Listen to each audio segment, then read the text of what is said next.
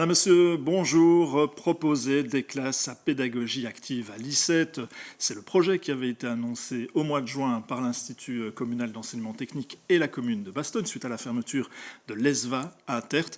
Un projet qui semblait avoir pris l'eau durant l'été suite à un avis défavorable du conseil de zone.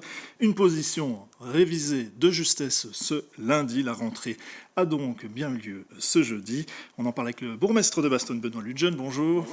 Et la directrice de l'ICET, Floriane Martin, bonjour. Bonjour. Alors on imagine que ça a été un peu les montagnes russes émotionnelles durant ces dernières semaines, que ce soit pour la commune, pour l'école, l'équipe pédagogique, les parents et les élèves, bien évidemment, on pense en premier lieu à eux. Mais voilà, cette rentrée a bien eu lieu. Où est-ce qu'on en est au niveau des inscriptions ?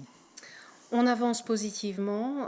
C'est vrai que cette rentrée a pu avoir lieu grâce à la mobilisation intense des parents et des équipes éducatives. Je les en remercie parce qu'ils ont soutenu le projet depuis le début jusqu'à maintenant et sans eux, c'est vrai que ça n'aurait pas été réalisable.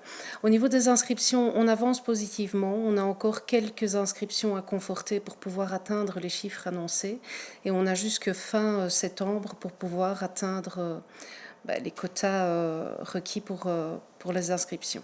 Voilà. Et on aura l'occasion évidemment de détailler le projet avec vous, mais avant cela, Benoît Ludgen, on va revenir quand même sur ce qui s'est passé durant cet été, sur cette séquence que tout le monde n'a pas bien compris, d'ailleurs, avec cet avis défavorable du conseil de zone.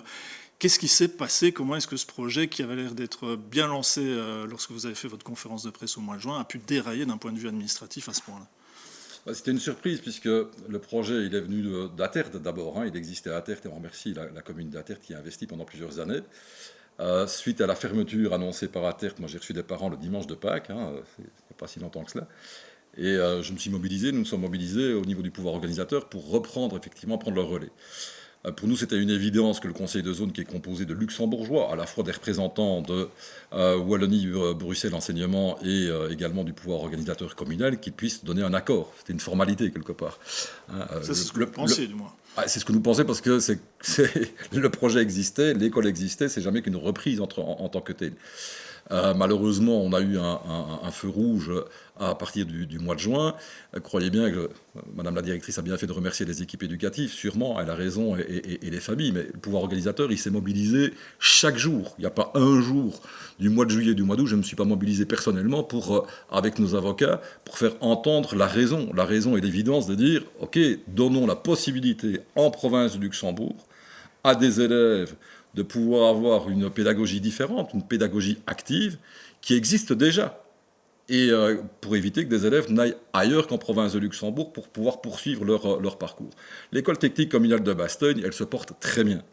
Elle fonctionne très bien depuis très longtemps, encore mieux depuis que nous avons la chance d'avoir une équipe renforcée au niveau de la direction. Mais on a eu, moi j'ai eu un coup de cœur important à titre personnel pour soutenir ces élèves, ces enfants et ces familles qui ne pouvaient pas rester sans solution.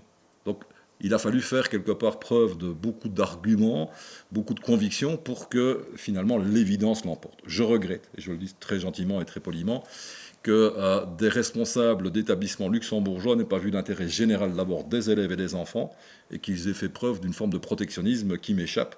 Est-ce qu'il y a un fond de guerre des réseaux, on peut dire ça comme ça ? C'est des commentaires qu'on a pu lire en dessous de nos articles sur les réseaux sociaux. Je n'irai jamais jusque-là parce que les personnes ne sont pas là pour s'expliquer. On a perdu 2 mois, c'est pas très grave en soi. C'est des dizaines et des dizaines d'heures de passé et d'énergie, mais ça, c'est vraiment pas grave. Ça m'a permis de mobiliser là-dessus avec d'autres, avec Philippe Collignon, l'échevin de Bastogne. Mais ce qui est plus embêtant, évidemment, c'est que ça a laissé des parents dans l'incertitude et des élèves dans l'incertitude pendant près de 2 mois. Et que nous avons, nous autres, toujours travaillé en transparence. La semaine dernière, on a dit aux parents, écoutez, on n'a toujours pas l'autorisation, inscrivez votre enfant par précaution dans un autre établissement, parce qu'on ne voulait pas les mettre dans une difficulté plus importante.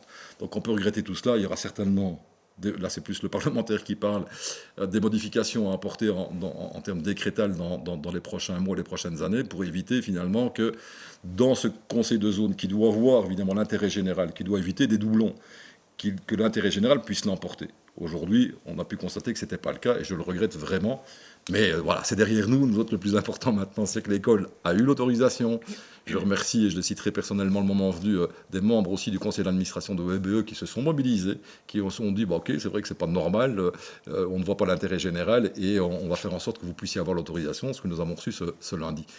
La mobilisation, maintenant, c'est surtout par rapport aux équipes éducatives, c'est que le projet puisse se mettre en place, c'est que les locaux soient prêts, c'est que les investissements soient là. Passer le message que le projet est bien lancé, qu'il est bien ouvert, parce que c'est vrai qu'on a pu rester sur cette impression que le projet n'allait pas se faire. Bien sûr, et donc c'est important aussi que les familles, aujourd'hui, nous autres, on s'est mobilisés à 100%.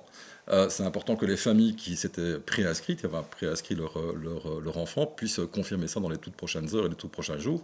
Il y a encore tout le mois de septembre pour le faire, pour qu'on puisse, parce que c'est ça notre objectif, c'est d'avoir un projet durable, d'avoir une section à pédagogie active pour les prochaines années, pour toutes les prochaines années, les prochaines décennies, et qu'on puisse devenir une référence. On est déjà une référence, nous sommes une référence en matière de technique et de professionnels, reconnus partout en Wallonie et même par-delà les frontières de notre pays, avec des élèves qui sont parfaitement formés, qui sont compétitifs, si je puis dire, mais qui ont aussi des valeurs grâce à l'école qui les transmet. Et ça, c'est depuis des décennies. J'y suis personnellement pour rien. C'est d'abord les équipes éducatives et c'est tous ceux qui travaillent chaque jour. Mais le pouvoir organisateur que je représente, nous avons cette obsession d'apporter le meilleur. Et ce sera la même chose au niveau de la pédagogie active. On veut aussi être une référence et donner la possibilité à tous les Luxembourgeois de pouvoir avoir une pédagogie différente au cœur de la province. Alors justement, pour être très concret, parce que c'est vrai qu'on entend beaucoup parler de ce terme pédagogie active, que vous connaissez très bien, parce que vous avez pratiqué le sujet avant d'arriver à Bastogne, dans une autre école du côté de Liège. Ça veut dire quoi concrètement, en fait ? En quoi est-ce qu'elle se différencie de ce qui se fait de manière traditionnelle, même si on sait qu'il y a beaucoup d'écoles, y compris en province de Luxembourg, qui implémentent ce type de pédagogie dans leur enseignement. Elle se différencie notamment de par son projet citoyen. Donc on place vraiment l'élève au cœur du fonctionnement de l'école. Je prends pour exemple le conseil des délégués où l'élève va pouvoir effectivement proposer des choses et les mettre en place au sein de l'établissement. Le travail par projet aussi. On sort un petit peu du cadre strict de l'enseignement traditionnel où le professeur détermine effectivement la façon d'acquérir les apprentissages et on propose aux élèves de mettre en place des projets qui permettent d'acquérir les compétences qui sont fixées par les référentiels. Alors on sait que ça a été presque un traumatisme quand il y a eu la fermeture de l'école ESVA à Tertre, en tout cas pour les élèves qui fréquentaient l'établissement et leurs parents. Est-ce qu'il va y avoir une forme de continuité ? Parce que quand on en a parlé au mois de juin, ce n'était pas encore très clair et c'est normal, on ne savait pas encore exactement comment ces équipes éducatives allaient se constituer. Est-ce que, par exemple, la question avait été posée à l'époque, est-ce qu'il y a une partie des enseignants qu'on va retrouver à l'ICET et qui, quelque part, vont venir aussi avec leur bagage ? Moi, au mois de juin, personnellement, j'avais rencontré toute l'équipe éducative pour faire un petit peu le point sur les envies et les besoins des uns et des autres. Ceux qui ont souhaité poursuivre l'aventure et le projet poursuivent avec nous. Et ceux qui ont fait le choix de prendre une autre voie, on a respecté ce choix et on les a encouragés effectivement à s'épanouir dans leurs nouvelles fonctions. Et donc l'équipe éducative va être composée d'anciens enseignants de l'ESVA, d'anciens enseignants ou d'actuels enseignants de l'ICET aussi qui prennent part au projet, et puis de collègues extérieurs qui nous rejoignent parce que pour eux, c'est une opportunité pédagogique innovante. Oui, et alors on va aussi décrire un peu le contexte, puisque l'ICET, donc c'est un enseignement communal d'enseignement technique, ça veut dire que ça va offrir aussi une palette, y compris aux élèves qui commencent maintenant leur scolarité dans l'école, parce qu'il y a toujours les 2 premières années, en tout cas actuellement, on n'est pas encore à la 3e année qui est inscrite peut-être, si ça se concrétise dans le fameux tronc commun à venir, mais c'est vrai que les 2 premières années sont des années d'enseignement général. C'est ça. Donc le premier degré, c'est un degré du tronc commun, donc ça veut bien dire ce que ça veut dire, c'est commun à toutes les écoles. Enfin, toutes les écoles doivent proposer les mêmes compétences, les mêmes objectifs. Maintenant, chacune avec des affinités pédagogiques différentes. Après ça, les élèves font un choix en 3e ou peut-être en 4e à l'avenir. On n'a pas encore de confirmation à ce niveau-là. Et donc ici à l'ICET, en choisissant notre établissement, non seulement ils peuvent continuer dans l'enseignement général, en pédagogie active, mais aussi se diriger vers l'enseignement qualifiant. Donc ça leur ouvrira un panel assez conséquent. Et puis ça permet finalement de rentrer un petit peu dans les attentes du pacte en limitant les changements d'établissement. C'est ça. Et avec aussi une école qui est actuellement en pleine transformation. On va voir quelques images. Il y a un gros chantier qui est en cours. On avait assisté au lancement, mais voilà, là ça avance. Donc, on a anticipé, puisque grâce à l'anticipation d'avoir de nouveaux bâtiments, on a pu avoir des montants importants dans le cadre du plan de relance européen. Hein. C'est près de 6 millions d'euros qu'on a obtenus. C'est plus ou moins 11 millions d'euros d'investissement. Les constructions sont en cours. Ça va permettre effectivement d'avoir, à la fois pour le qualifiant, le professionnel, les ateliers les plus performants possibles et avoir les locaux les plus performants aussi et les plus adaptés pour l'apprentissage tel que l'école technique communale existe aujourd'hui avec toutes les références qu'elle représente.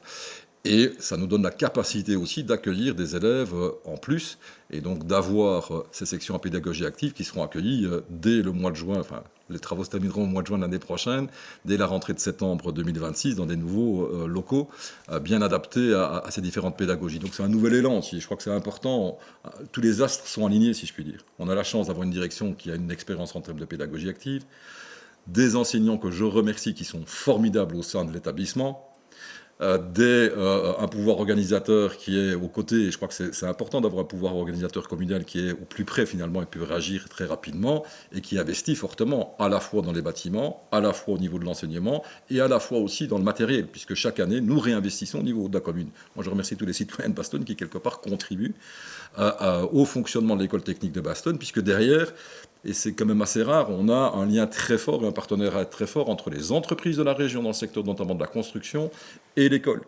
Et des investissements d'ailleurs du privé aussi qui viennent soutenir les activités de l'école. Il y a énormément d'élèves qui sont devenus indépendants, qui ont trouvé leur bonheur aussi comme ouvriers, mais qui aussi, pour certains d'entre eux, sont devenus chefs d'entreprise et qui ont une fierté, et d'ailleurs certains sont en train de construire la nouvelle école, d'être encore en lien avec cette école et de donner l'envie finalement d'avoir un avenir dans le qualifiant et le professionnel. Mais ce sera aussi le cas pour la section à pédagogie active. On imagine bien que c'est une école qui rayonne au-delà des frontières de la commune de Bastogne.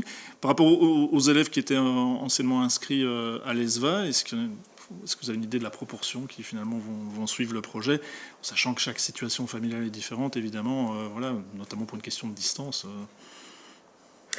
Au moment où le projet a été lancé, au mois de juin, on a fait un document d'intention d'inscription. Et à ce moment-là, on avait 80 personnes, effectivement, qui souhaitaient suivre le projet. On est toujours dans la semaine d'inscription où vraiment les gens confortent celle-ci. Et donc, on espère sincèrement que les... Il y a un travail aussi peut-être d'aller récupérer des personnes qui ont peut-être été découragées par un peu la saga qu'on a connue pendant Mais disons que pour les parents, pour les élèves et même pour le PO, à un moment donné, la volonté n'était de mettre personne en difficulté. Donc les parents... oui, ça devenait compliqué de les faire patienter. Ça devenait compliqué en tant que parent. À un moment donné, on a envie de savoir comment son enfant va vivre la rentrée scolaire.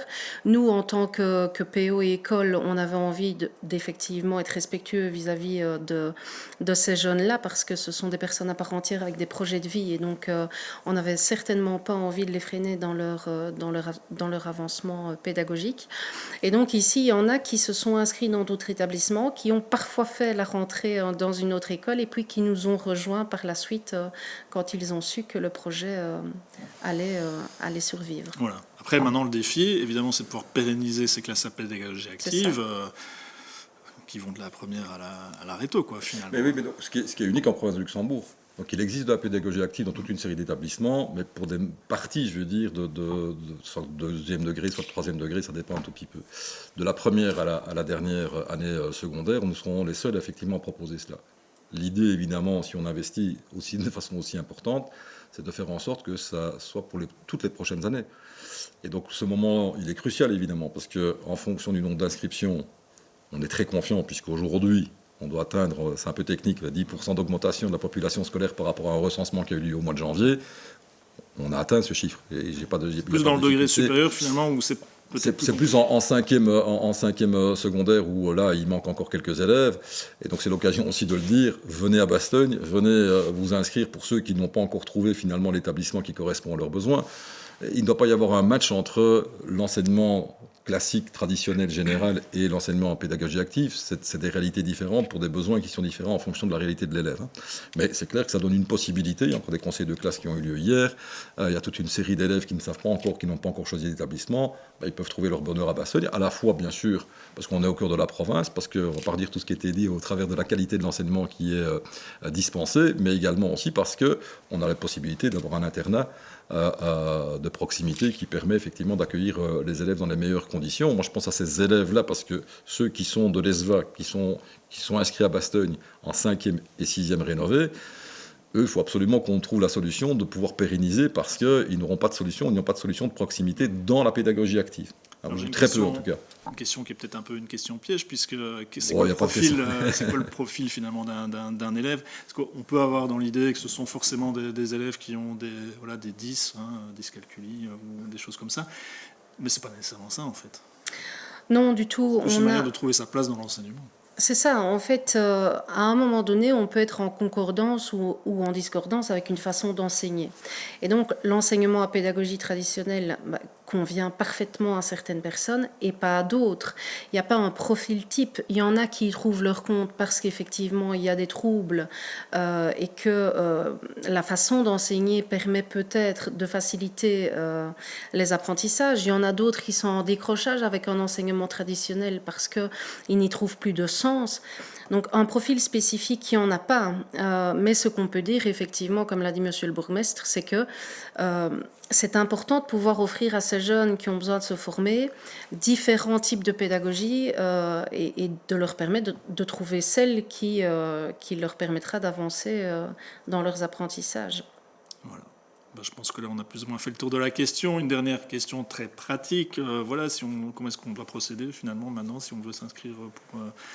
On contacte directement le secrétariat. J'ai vu qu'il y avait un numéro qui était affiché en grand sur le site internet, c'est le 061 21 14 44, c'est correct? C'est correct. Les parents peuvent aussi trouver un formulaire de contact sur le site web de l'école, i7.be.